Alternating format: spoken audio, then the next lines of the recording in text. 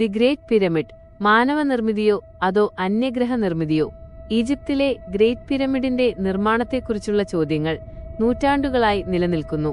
ഏകദേശം 4500 വർഷം പഴക്കമുള്ള ഈ വിസ്മയം ഓരോന്നിനും ടൺ കണക്കിന് ഭാരമുള്ള 2.3 ദശലക്ഷം കല്ലുകൾ ഉപയോഗിച്ചാണ് നിർമ്മിച്ചിരിക്കുന്നത്. തൊഴിലാളികൾ മാത്രമാണ് ഇത് പണിതതെങ്കിൽ എങ്ങനെയാണ് ഇത്രയും വലിയ നിർമ്മിതി അളവുകളിലും രൂപകൽപ്പനയിലും യാതൊരു പിഴവും കൂടാതെ പൂർത്തിയാക്കാൻ കഴിഞ്ഞത്? നിർമ്മാണത്തിലെ അത്ഭുതങ്ങൾ. ഗ്രേറ്റ് പിരമിഡിന്റെ കൃത്യത ഇന്നും എഞ്ചിനീയർമാരെ അമ്പരപ്പിക്കുന്നു. കല്ലുകൾക്കിടയിലുള്ള വിടവുകൾ പോലും വളരെ കൃത്യമാണ്. ഈ കൃത്യതയാണ് അന്യഗ്രഹജീവികളുടെ സഹായം എന്ന വാദത്തിന് ചിലരെ പ്രേരിപ്പിക്കുന്നത്. പിരമിഡിനുള്ളിലെ ഇപ്പോഴും കണ്ടെത്താത്ത രഹസ്യ അറകളും തുരങ്കങ്ങളും ഈ നിഗൂഢത വർദ്ധിപ്പിക്കുന്നു. മനുഷ്യന്റെ കഴിവിന്റെ ഉദാഹരണം. ചരിത്രകാരന്മാരും പുരാവസ്തു ഗവേഷകരും പറയുന്നത് ഈ പിരമിഡ് മനുഷ്യന്റെ കഴിവിന്റെയും സംഘടിത പ്രവർത്തനത്തിന്റെയും തെളിവാണ് എന്നാണ്.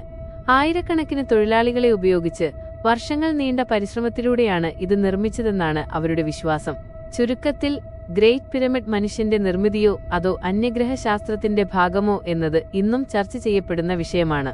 ഈ അവിശ്വസനീയമായ നിർമ്മിതി അതിന്റെ കാലഘട്ടത്തിലെ സാങ്കേതിക വിദ്യയെയും മാനുഷിക പ്രയത്നത്തെയും കുറിച്ചുള്ള നമ്മുടെ ധാരണകളെ വെല്ലുവിളിക്കുന്നു.